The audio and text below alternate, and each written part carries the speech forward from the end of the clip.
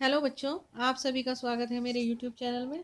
बच्चों, जो आज आपकी 9th क्लास की वर्कशीट है वो है आपकी सामाजिक विज्ञान की, भूगोल की और कार्यपत्रक है 81 और डेट है आपकी 6 फरवरी। यहाँ पर आपको अपना नाम लिखना है, यहाँ लिखना है आपको अपनी क्लास टीचर का नाम। तो वीडियो को इसको आपकी वर्कशीट को शुरू करने से पहले बच्चों, यदि आपने मेरे चैनल को सब्सक्राइब नहीं किया है तो चैनल को सब्सक्राइब कर लें और बेल आइकन को भी प्रेस कर लें, जिससे मेरी आगे आने वाली वीडियो का आपको समय पर नोटिफिकेशन मिल सके। तो आइए शुरू करते हैं आज की वर्कशीट। प्रश्न 1 से 5 तक अति लघु उत्तर वाले प्रश्न हैं और इनका उत्तर आपको एक शब्द या पद में अधिकतम 30 शब्दों में देना है। तो 1 से लेके 5 तक। फिर उसके बाद देखते हैं, वर्कशीट तो आपके पास पहुंच ही चुकी होगी तो आप उसमें से देख लें। फिर 5 तक तो ये हो गए। फिर क्वेश्चन नंबर 6 जो है आपका, वो अनुच्छेद है, उसको ध्यान से पढ़ करके आपको प्रश्नों के उत्तर देने हैं। तो सबसे पहले हम जो है अनुच्छेद को रीड करते हैं। हमारा देश भारत विश्व के मुख्य 12 जैव विविधता वाले देशों में से एक है। लगभग 47,000 विभिन्न जातियों के पौधे पाए जाते हैं जाने के कारण यह देश विश्व में 10वें स्थान पर है और एशिया के देशों में चौथा स्थान है। विश्व में 10वां और एशिया में चौथा। भारत में लगभग 15,000 फूलों के पौधे हैं, जो कि विश्व में फूलों के पौधों का 6% है। इस देश में बहुत से बिना फूलों वाले पौधे जैसे कि फर्न, शैवाल तथा कवक पंजाई भी पाए जाते हैं। भारत में लगभग 90,000 जातियों के जानवर तथा विभिन्न प्रकार की मछलियाँ ताजे तथा समुद्री पानी की पाई जाती हैं। तो ये था आपका अनुच्छेद। फिर इस अनुच्छेद में से आपको कुछ क्वेश्चन दिए गए हैं। ये देखिए, ये 4 क्वेश्चन दिए गए हैं। फिर है आपका प्रश्न 7, प्रश्न 8, प्रश्न 9 और फिर उसके बाद दे रखा है आपका प्रश्न 10। ये तो आइए शुरू करते हैं इनके हम उत्तर। तो पहला जो आपका प्रश्न है, एक सेकेंड, हाँ अब देख लीजिए। पहला प्रश्न है, मैंग्रोव वनों की वनस्पति की कोई मुख्य विशेषता लिखिए। उत्तर है, मैंग्रोव वनों की प्रमुख विशेषता यह है कि इन वनों में सुंदरी नामक वृक्ष के वन पाए जाते हैं। फिर उसके बाद है प्रश्न 2, सिनकोना के वृक्ष कितनी वर्षा वाले क्षेत्र में पाए जाते हैं। का ऑप्शन 100 सेंटीमीटर से अधिक, 70 सेंटीमीटर से अधिक, 50 सेंटीमीटर से अधिक और ऑप्शन घ है 50 सेंटीमीटर से अधिक कम। तो उत्तर है इसका का 100 सेंटीमीटर से अधिक वर्षा वाले क्षेत्र। प्रश्न 3 है, उष्णकटिबंधीय वनों के संदर्भ में विचार कीजिए। तो कथन 1 है आपका मानसूनी वन भी कहते हैं। कथन 2 है, यह एक क्षेत्र में पाए जाते हैं जहां वार्षिक वर्षा 70 सेंटीमीटर से कम होती है। तो इसमें जो आपके ऑप्शन 4 दे रखे हैं, उत्तर है केवल कथन 1 सही है, जो आपका ऑप्शन का है वो आपका करेक्ट है। उसके बाद है प्रश्न 4, भारत में अधिकतर क्षेत्र पर किस प्रकार के वनों का विस्तार है।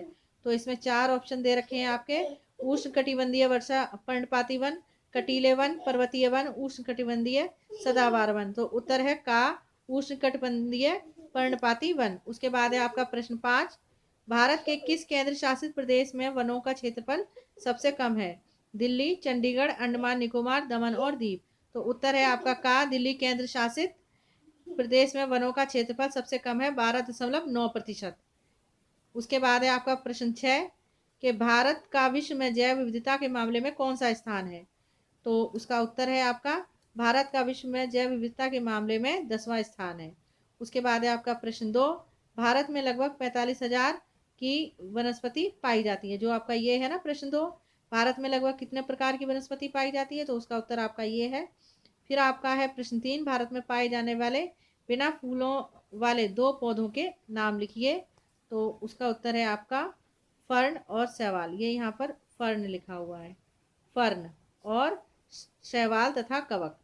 उसके बाद है आपका प्रश्न 4 कि भारत में ये जैव है, जैव विविधता, जैव विविधता वाला देश है। इस कथन को उपरोक्त अनुच्छेद के आधार पर स्पष्ट कीजिए। तो जो आपका प्रश्न 6 में अनुच्छेद दे रखा था, उसके उसको देख करके आपको इसका प्रश्न उत्तर देना था। तो उत्तर है, भारत में लगभग 45,000 विभिन्न जातियों के पौधे एवं 15,000 फूलों के पौधे हैं, जो कि विश्व में फूलों के पौधों का 6% है। लगभग 90,000 जातियों के जानवर भी हमारे देश में पाए जाते हैं। इस आधार पर हम कह सकते हैं कि हमारा देश भारत जैव विविधता वाला देश है। फिर उसके बाद है आपका प्रश्न 7, भारत में पाई जाने वाली वनस्पति तथा अन्य प्राणियों में विविधता किन कारणों से है।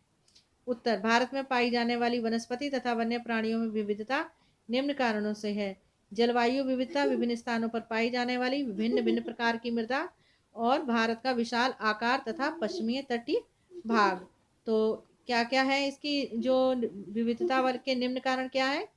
जलवायु विविधता, विभिन्न स्थानों पर पाई जाने वाली भिन्न भिन्न प्रकार की मृदा, और भारत का विशाल आकार तथा पश्चिमी तटीय भाग।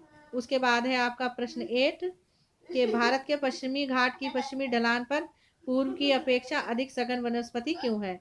तो उत्तर है इसका पश्चिमी घाट की पूर्वी ढलाने लिखा हुआ है यहाँ पर, ढलाने। तो आप इसको ढलाने लिखने। ढलाने वृष्टि छाया क्षेत्र में होने के कारण बहुत कम वर्षा प्राप्त करते हैं। इसी कारण भारत के पश्चिमी घाट की पश्चिमी ढलान पर पूर्व की अपेक्षा अधिक वनस्पति पाई जाती है। प्रश्न 9 है आपका। प्रश्न 9 है, मानचित्र को देखकर पता लगाइए कि कुछ राज्यों में वनों का विस्तार अधिक क्यों है? तो उत्तर है इसका राजस्थान, पंजाब, हरियाणा, गुजरात में वर्षा बहुत कम होती है, इसलिए यहाँ वनों का विस्तार भी कम है। पॉइंट 2, बिहार के नागपुर पठारी क्षेत्र में उच्च भौगोलिक स्थिति, वर्षा की अधिकता के कारण वनों का विस्तार भी अधिक है। पॉइंट 3, जम्मू कश्मीर में वनों का विस्तार कम होने का मुख्य कारण बर्फीली चोटियां, कम वर्षा व बंजर पहाड़ियों का तीव्र ढलान होना है। पॉइंट 4, महाराष्ट्र, कर्नाटक, आंध्र प्रदेश तथा तमिलनाडु क्षेत्र वृष्टि छाया क्षेत्र के अंतर्गत होने के कारण यहाँ वर्षा कम होती है, जो कि वन क्षेत्रों को कम होने का कारण है। पॉइंट 5, सघन वर्षा उच्च भौगोलिक स्थिति तथा अन्य प्राकृतिक परिस्थितियों के कारण ही मिजोरम, नागालैंड, मणिपुर, मेघालय, सिक्किम, त्रिपुरा, अरुणाचल प्रदेश, असम, हिमाचल प्रदेश, मध्य प्रदेश, उड़ीसा में वनों का प्रतिशत सबसे कम है। 6, हिमालय क्षेत्र के प्रदेश। पॉइंट 6 है यहाँ पर, हिमालय क्षेत्र के प्रदेशों में के तथा मध्य के उच्च पठारी भागों में अन्य राज्यों की अपेक्षा अधिक वन पाए जाते हैं। उसके बाद है आपका प्रश्न 10, भारत में बहुसंख्या में जीव और पादप प्रजातियां संकटग्रस्त हैं, उदाहरण सहित कारण बताइए। तो उत्तर है इसका शहरीकरण के विस्तार के कारण जंगलों की कटाई। पॉइंट 2, व्यापारियों द्वारा अपने व्यवसाय के विकास के लिए जीवों का अत्यधिक शिकार। पॉइंट 3, रासायनिक और औद्योगिक अपशिष्ट पदार्थों का तथा तेजाबी जमाव के कारण प्रदूषण के कारण जीवों की मृत्यु। पॉइंट 4, विदेशी प्रजातियों का भारत में प्रवेश। और पॉइंट 5 है कृषि, उद्योग एवं आवास के लिए वनों की अंधाधुंध कटाई। तो बच्चों ये थी आपकी आज की वर्कशीट। आशा करती हूँ आपको अच्छे से समझ में आई होगी।